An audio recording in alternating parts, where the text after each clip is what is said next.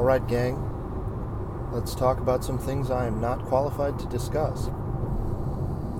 I am not a licensed financial advisor. I am not licensed to give accounting or personal finance or stock market or any sort of investment advice. I am not certified to do that, though I am somewhat educated on the topic. Disclaimer up front. So this is going to be about finance. There's an idea proposed by Peter Schiff, and this is just a hypothetical situation, and this was brought to my attention by a friend of mine, Stephen. The idea is that Trump is, in a way, a sacrificial lamb, and I guess I'm going to have to go a roundabout way to explain it. I don't think I can condense it into a bite. So, I and many others are advocates for free markets. If you free people to make decisions, they make decisions. They act in their own self-interest. They exchange with others who are acting in their self-interest, and through that mutual voluntary interaction, markets form. Prices are set because people won't pay more than X amount for product Y. This is market. This is the pricing mechanism of a market. Supply and demand meet at price. So these advocates for free markets are also proponents of deregulation. They want the government out of the financial district. They want government out of lending and transactions. They want the government out of price fixing and exerting its authority on these markets. Because what happens when you regulate? Simply, if I have a business and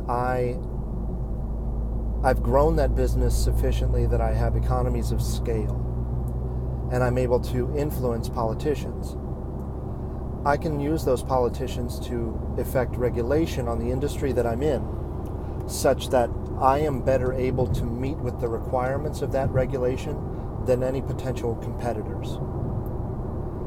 This creates what is known as a barrier to entry into the market that I now effectively own. You can see this with internet service providers. You can see this with companies that store and distribute alcohol. You can see it with tobacco companies, pharmaceutical companies, etc.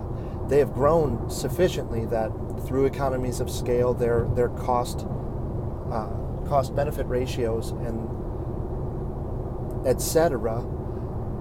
allow them the free capital to influence to create regulatory capture and use the third-party mechanism of the state, the gun of the state, against would-be competitors to prevent them from entering into competition with Corporation X. This is not a free market.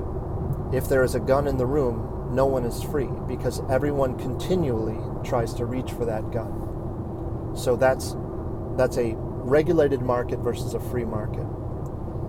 Back to the sacrificial lamb. What does Trump represent? I'm going to tell you what it is in my mind and what I think is the general perception of this guy.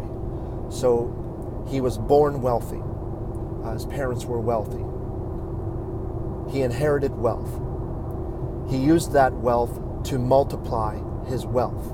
So he is capitalism embodied. He is also a proponent of deregulation. I believe in his first year of presidency, he eliminated 26 regulations for every one regulation passed, and that could be an understatement. I might be underselling that, but for some reason the number 26 is popping into my head. It may be in the hundreds, but I remember him bragging about it, and I remember fact-checking it, and it was accurate. I don't know where that number came from, though. So deregulation benefits businesses. Things that benefit businesses typically benefit consumers, because now if these businesses have to compete with one another, they are going to aim for the lowest price margin or the highest price that they can demand for a product that the consumer is willing to pay. And if their competitor is willing to provide the same product or service at a lower price, the consumer is going to go to their competitor. And they are going to whittle each other down to the rock bottom price. And through economies of scale, let's say a company like Walmart. You can go into a Walmart and get a jalapeno pepper that was grown in Mexico, picked by a human being, put in a bucket, put on a tractor, brought back to a storage facility. Through that storage facility, these things are cleaned, labeled with stickers, put onto a truck, shipped into the United States, and then delivered to a grocery store and put on the shelf for you, the consumer, for less than 10 cents. That's fucking incredible. Now imagine you want to do your own farmer's market thing, and you're growing these vegetables in your backyard. Because you're growing so few vegetables, you can't charge 10 cents for a jalapeno pepper, because it's below the cost of your time to grow and harvest that pepper. This is what economies of scale means. I can grow 1 billion peppers and ship them to 1 million consumers. Trump represents capitalism. He represents deregulation. He represents free markets. He represents the bourgeoisie, the fat cat corporatist, right? So he is what the libertarians and the conservatives and the free market advocates have been demanding.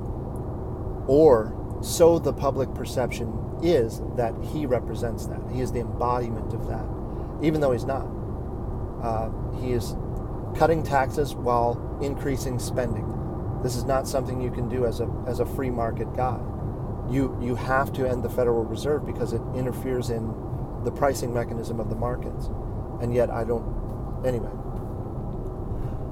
So the perception is that he represents that. Here's a tangent. I've seen a handful of episodes of a show called Black Mirror. If you're familiar with it, you probably know exactly what I'm talking about. If not, maybe watch the episode. I don't know what it's called. No idea.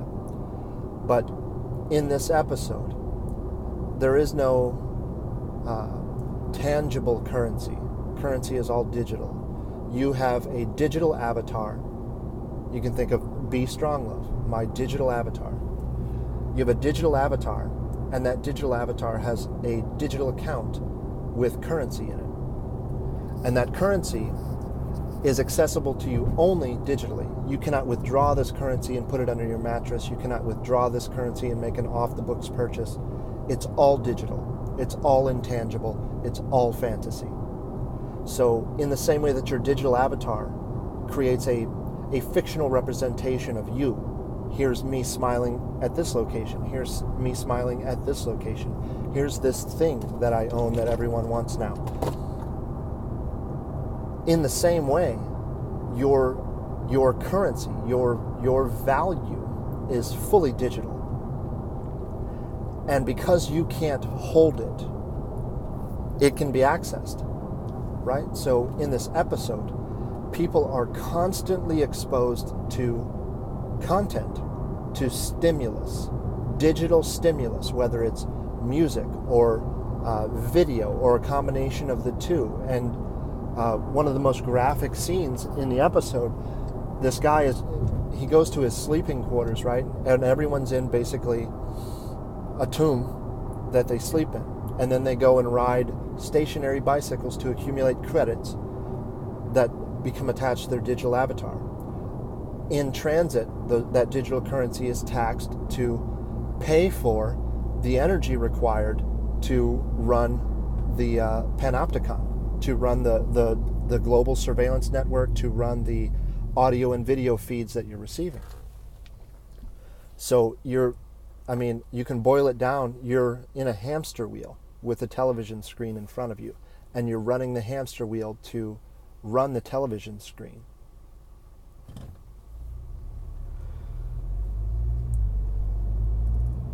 this guy goes to his quarters to sleep, and you're only allotted a certain amount of time to sleep. This is a totalitarian, communist, socialist dictatorship, effectively, but we've constructed it ourselves via these digital avatars. And because it's not his allotted time to sleep, he can't turn the TV off.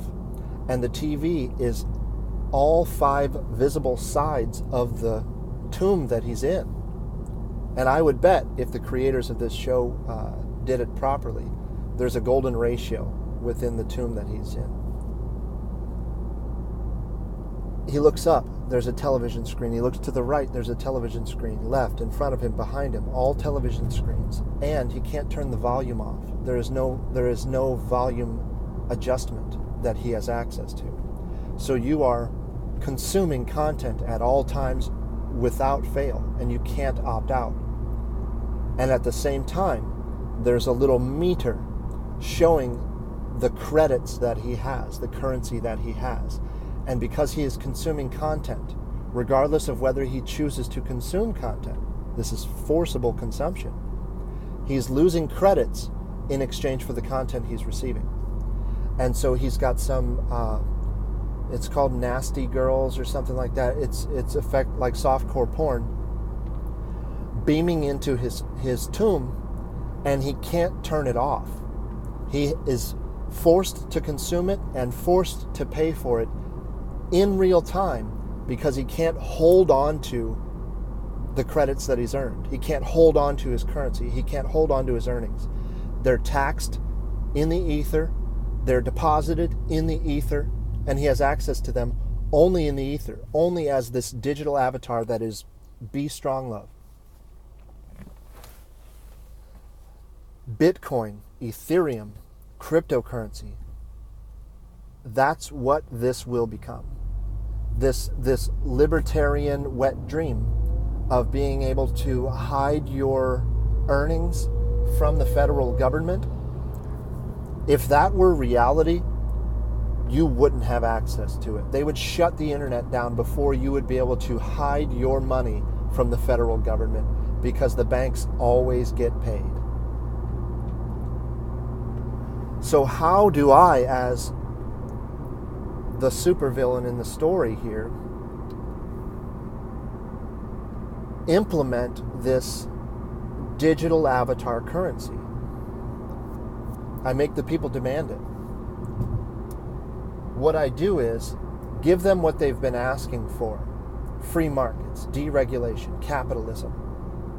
I give it to them. I give it to them in the form of what they don't realize is a sacrificial lamb. Donald Trump. I let them think that they've gotten what they wanted, and they have, in a way. But it's the devil's bargain, right? It's you want to be a singer, okay? So here's a better, more visual example. Ariel in the Little Mermaid. She wants to become human so she can access the masculine counterpart, right? Prince Eric. In order to access Prince Eric, she has to have legs. She has to become real. She has to become human. In this exchange with Ursula, Ursula gives her the legs she wants. She gives her access to the masculine and takes her voice in exchange. And so now Ariel has access to the prince, to the masculine, to this thing she's always wanted. But she can't communicate with him. So she's lost something fundamental in that arrangement. There's no communication. The union is incomplete. No logos, right? So that's what this is. You're given capitalism. You're given the free market. You're given exactly what you wanted. Here it is. Here's what you always wanted. But there's a catch. So Peter Schiff's proposing that the crash we avoided in 2000 and then avoided again in 2008, avoided by printing trillions and trillions of dollars in currency, fictional money. We bailed ourselves out, effectively. And when I say ourselves, I mean the banks. The banks. 2008, $7 trillion in inflationary debt-based fiat currency created out of thin air and given directly to these banks that were complicit in causing the 2008 financial crisis. The government bears responsibility for this as well. You know who doesn't? Taxpayers. People who didn't go out and buy homes that they can't afford. Anyway, so all we've done is, to use a metaphor, we've kicked the can down the road. In 2000, we kicked the can down the road a little bit, from Bush to Obama. Obama kicked the can down the road a little bit from Obama to Trump. We'll see. We should have had a 30, 40, 50% correction in 2000. Same in 2008.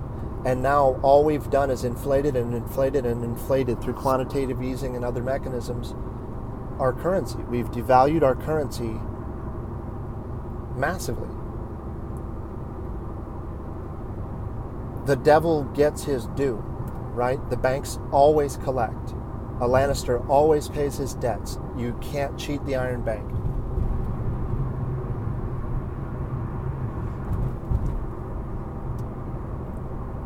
The crash is coming. That's inevitable. Winter's coming, right? The crash is coming. All we've done is delayed it. And because we've delayed it, it's going to be worse. This is the story of the dragon under the kid's bed. It grows and grows and grows until he acknowledges it. By the time he acknowledges it, it's too big to manage.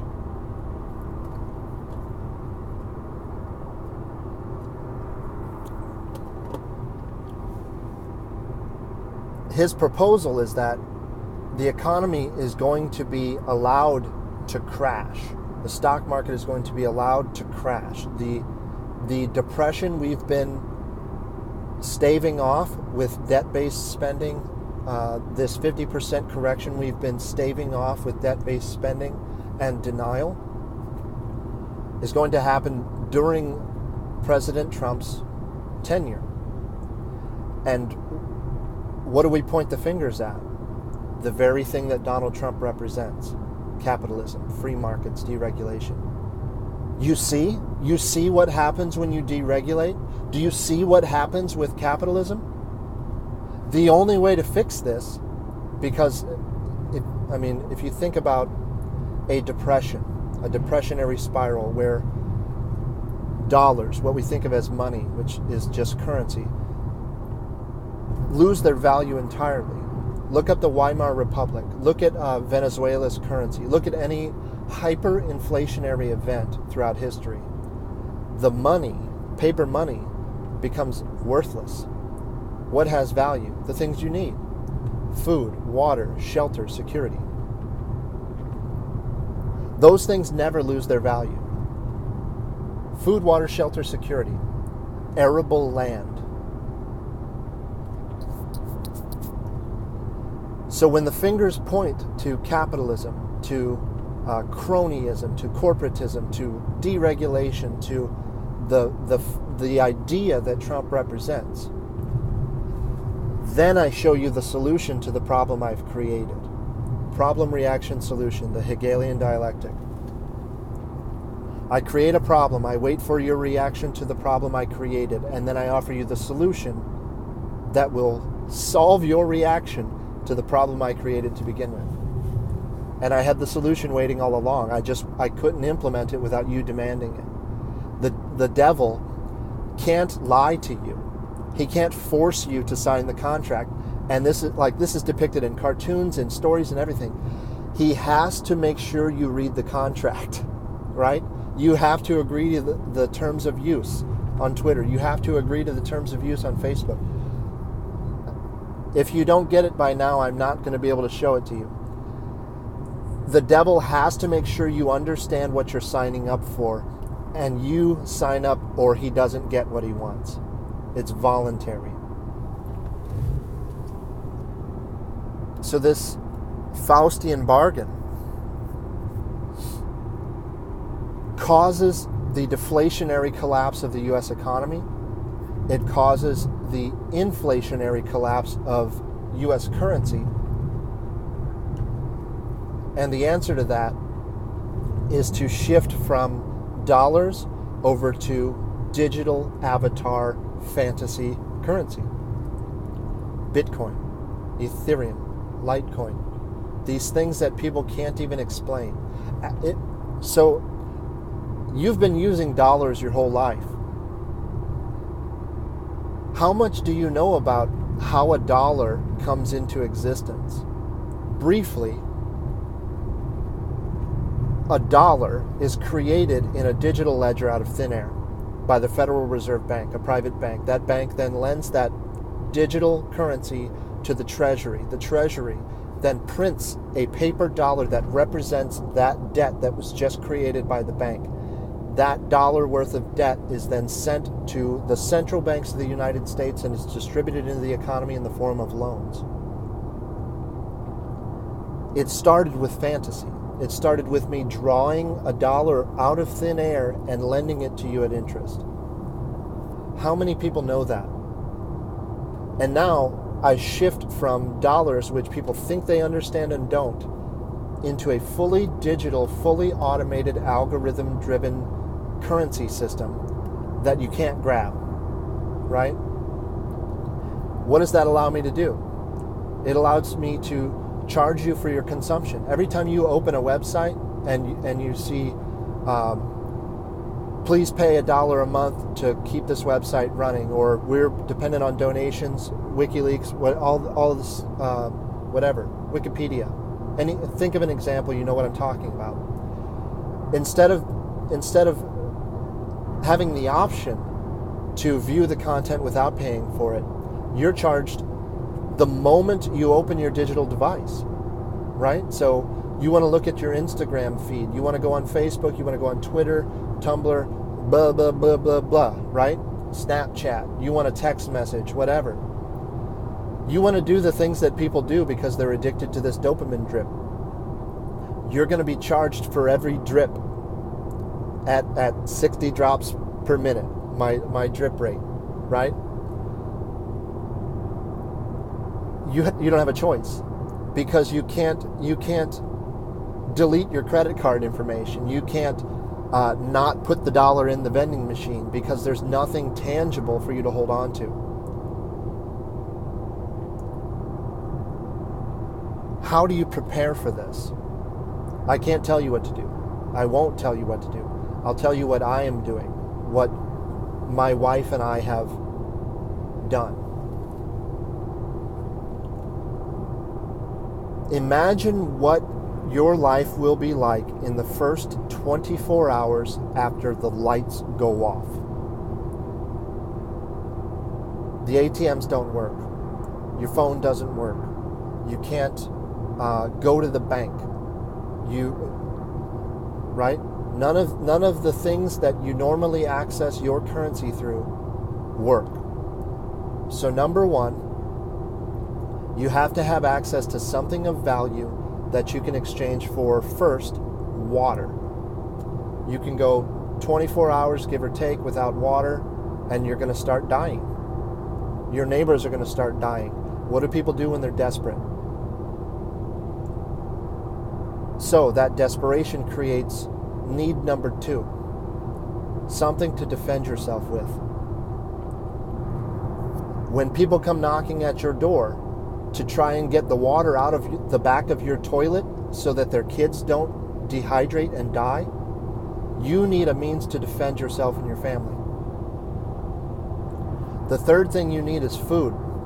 And this is related to item number one. Something of value that you can exchange for water can also be exchanged for food. Or you have food that's transportable.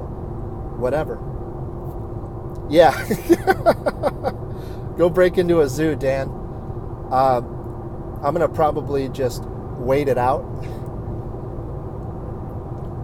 So, water, security, food, in that order. And then a plan. Where are you going? Where can you go that you will be able to start working on building a shelter and growing your own food? Because if you stay where people know you are, all it takes is someone with a bigger stick. And you don't have food anymore. You don't have a family anymore. Your wife's now a concubine. Your children are now slaves. You can understand how this goes when people are truly desperate. So the bulk of our savings is in metal, gold and silver, in small denominations and large. Because like I know people will buy, say, a 1,000-gram block of gold or a 1,000-gram block of silver. You're going to have to whittle that away. Like, what are you going to do with 1,000 grams of gold other than weigh something down with it or hit someone in the head with it? It's not something that can be exchanged for items you would typically need. Eggs, flour, sugar. You get it. Water. So smaller bits of gold and silver. That's number one. Number two, the means of defending yourself. Guns and ammunition. You don't need 1,000 guns unless you're planning on arming 1,000 friends of yours that you know you can trust in the event that something like this happens. Then you need 1,000 guns. But really, you need one, and a primary and a secondary firearm with plenty of ammunition. Third, in the meantime, before this event, try and grow what you have. And a good example I've heard this given is you're trying to get across a lake that's frozen, and you don't know how thin the ice is, you don't know when you're going to fall through, if you're going to fall through, whatever. So you can think of every point of contact you have on that ice as an account. So you have your checking account, your savings account, maybe a stock market account, maybe a separate stock market account, so you have one that's high risk and one that's low risk. You have bonds that you've purchased, you have treasuries, you have CDs, etc. And people think you need like millions of dollars to buy this shit, but you don't. Just do a little reading about it. Like, you can get an ounce of silver right now for $15. So you don't need to wait until you have $1,000 to go and invest in silver. Take $20 a week, and instead of buying Starbucks or cigarettes or some other stupid shit, buy something that is going to preserve your wealth in the event that you can't access your bank account. Spread yourself out in the same way that you would on the ice. So the more points of contact I have, when one fails, I still have, I'm on all fours. My hand goes through the ice. I still have 3 points of contact. I'm going to survive that. So the bond market collapses. Well, fuck it. I have 3 points of contact. I wait that out. I shift what I can over to something else. And then once I can put my hand back down, I do. Stock market collapses. Okay, well, I still got gold. I still got a checking and savings account. I have other points of contact on the ice. Hopefully that metaphor makes it clear. You want to be spread out as well as you can on this ice so that you don't have all of your weight in one spot, because you're going through the ice and you're dead. Gold, guns, getaway plan, and then in the meantime, try and make money with your money. And I'm using that word the way everyone else does. Money and currency are not the same thing. If Peter Schiff's right, and Donald Trump is the sacrificial lamb, that's the way I see this Roth's coin rising from the ashes, this digital currency that you have no control over. It is you're continuously watching your account lose value in real time. We can't see it right now, but every dollar that's printed, your savings account is being devalued. The purchasing power you have as a consumer, the purchasing power of each dollar you hold in your bank account or under your mattress is losing value. Hedge your bets and spread the money out. Once again, I am not qualified to give financial advice, and I wouldn't advertise myself as such. You guys have a good one. Let's see what you guys have here. Yeah, I don't know if breaking into zoos is a good idea. I'll probably stay in my house for the first 24, 48 hours. Unless I live in a big city, and then I'm going to get moving quick. The Amish are going to be fine. People that have close, tight-knit communities of people that they can trust and strong in-group preference are going to be fine, just as they always have through every event throughout history. It's when you lose in-group preference and you lose trust and multiculturalism, when people don't go outside, when people won't send their kids outside to play because they don't know what the neighbor's value system is, then you get problems. The Amish are going to be just fine. I wouldn't worry about them. What the hell is that buzzing? Oh. Joining the division. I don't know what that is, Dan. I'm guessing that's a movie reference or something. That's all I got for you guys. Have a good day.